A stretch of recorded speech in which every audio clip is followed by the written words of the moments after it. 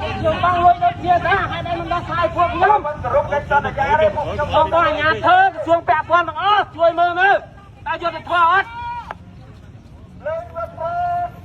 យុទ្ធធម៌ទេអយុទ្ធធម៌ណាអយុទ្ធធម៌ណាអយុទ្ធធម៌ណាអយុទ្ធធម៌លោកញ៉ាំលេងវត្តត្រាចេញមក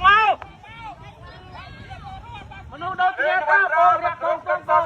ជាមនុស្សដែរពួកខ្ញុំជាជនក៏ជាមនុស្សដែរតាបង្ហាញថាបានដោះស្រាយជូនអតិថិជនតែពួកខ្ញុំសិតតែជួបការលំបាកដូចគ្នាហើយមិនដោះស្រាយពួកខ្ញុំ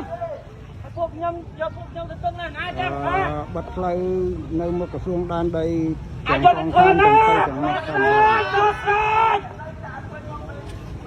សន្យាចាក់ដីឲ្យពួកខ្ញុំពេញឥឡូវដីក៏មិនចាក់ឲ្យពេញចាក់ទៅមកធ្វើឲ្យទៀត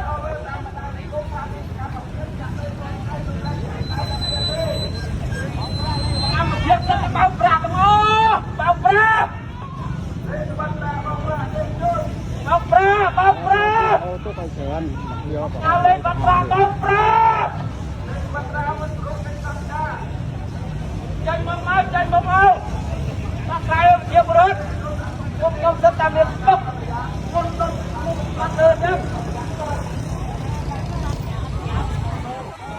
អត់មានមកទេមកគាត់បានហើយគាត់បានអស់លុយបងអើយលុយបងអើយឯងមកធ្វើចឹង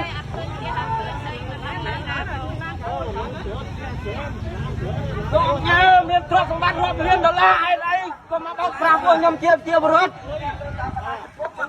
លុយជាបរិបទទៅដែរបានតាមការថាបានដល់ស្រ័យទេមិនធ្វើផ្ទះឲ្យនឹងលក់ឡៃយកទ្រព្យសម្បត្តិផងប្រជាជនទាំងអស់ឥឡូវវាសន្យានៅไหนណានៅកន្លែងណានៅកន្លែងណាសងប្រជាជនវិញសងលុយពួកខ្ញុំវិញ